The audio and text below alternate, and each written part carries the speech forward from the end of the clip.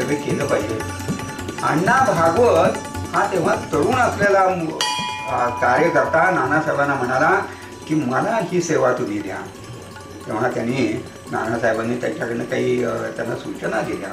पूजा कशी करावी, समर्थांच्या स्वतः तिथं मूर्तीमध्ये आहे ती भावना कशी दृढ करावी, समर्थांचे आशीर्वाद कसे मिळतील असं पाहावं, हे सगळी सूचना दिल्या.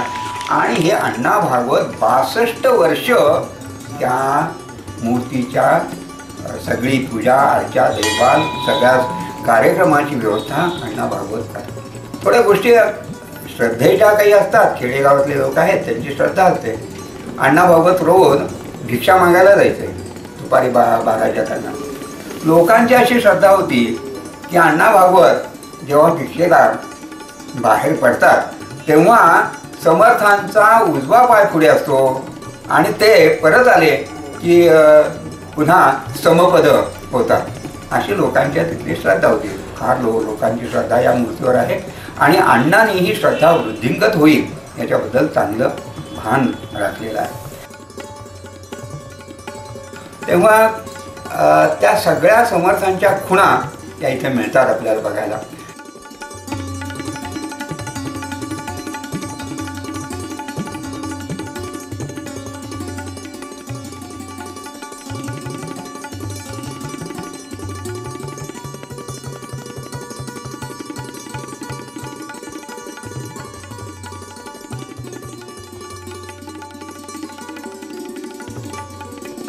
पलीकडे आपण गावामध्ये वेशीवर बघितलं तर मारुती राय आहेत.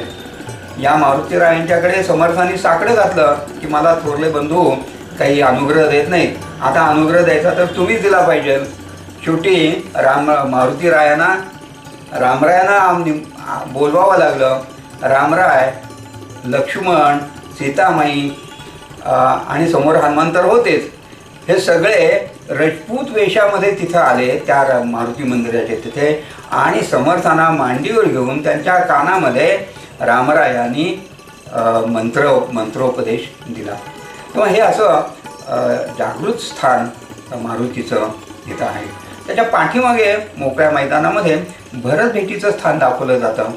ज्या पालख्या निघतात उत्सवाच्या वेळेला तेव्हा रामाची पालखी आणि समर्थांची पालखी या भरत भेटीच्या स्थानापर्यंत जाऊन येते. तेव्हा या दांबेमध्ये समर्थ प्रत्यक्ष आहेत असा अनुभव सर्वांना येत असतो.